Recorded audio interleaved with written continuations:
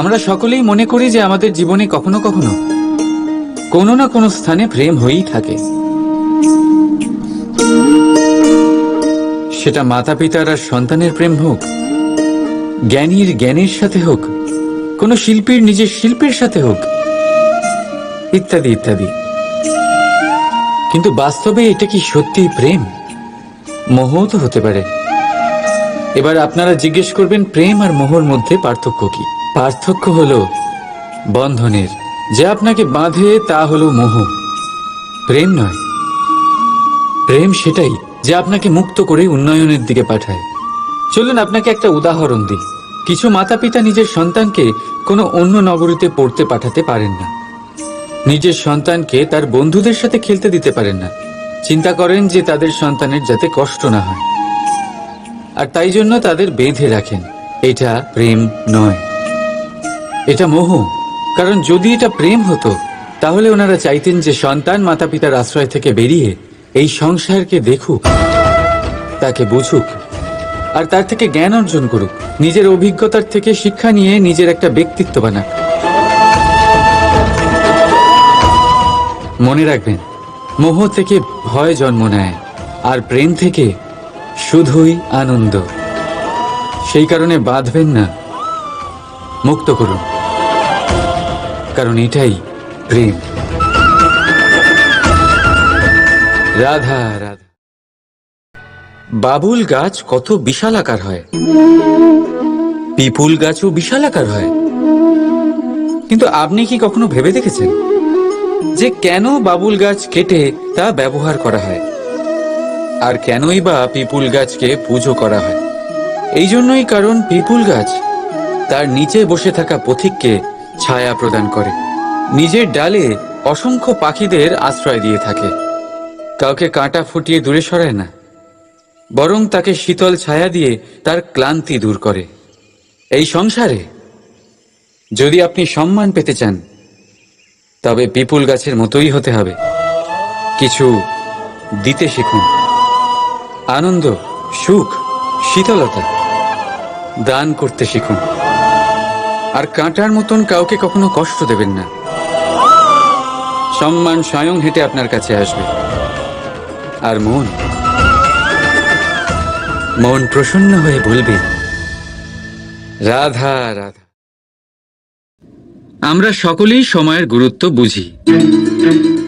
সময় আমাদের তৈরি করে, আর সময়ই আমাদের নষ্ট করে দেয়।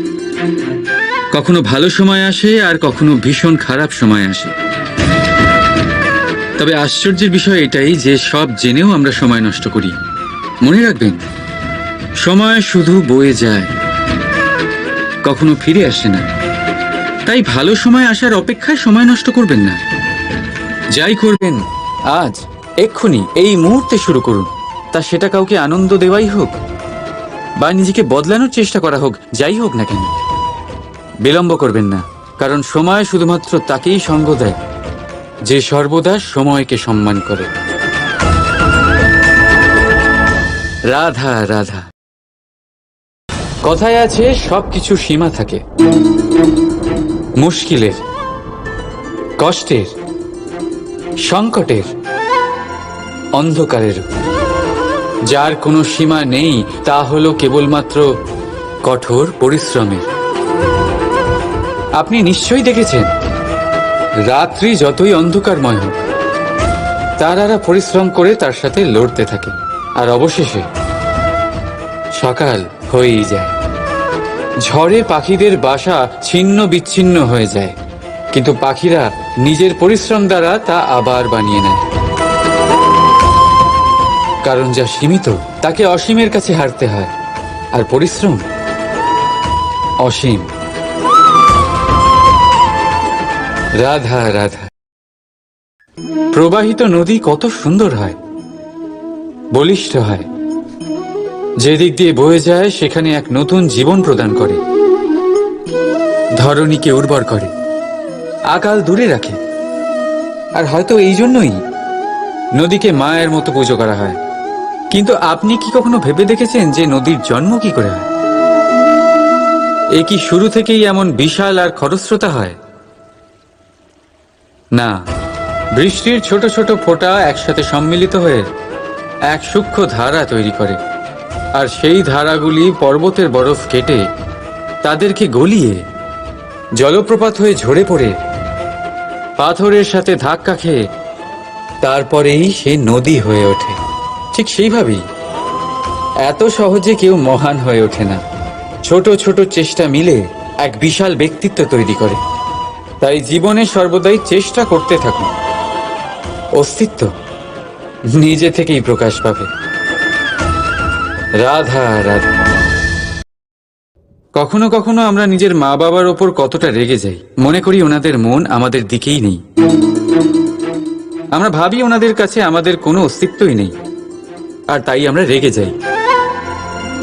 কিন্তু আপনি কি কখনো এমন অনুভব করেছেন যে আমাদের চোখ দিয়ে আমরা আমাদের নাক কখনো দেখতেই পাই না, কারণ তা চোখের ভীষণই কাছে থাকে, দুই চোখের মাঝখানে।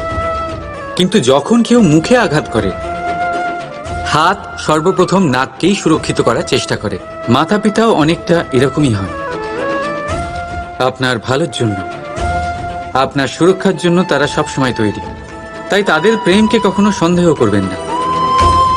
আবশ্যক নয় তাদের প্রেম আপনি সবসময় স্পষ্টভাবে দেখতে পাবেন, কারণ এই এক এমন প্রেম যা সর্বদাই আপনার সাথে ঢাল হয়ে আপনার রক্ষা করতে থাকবে।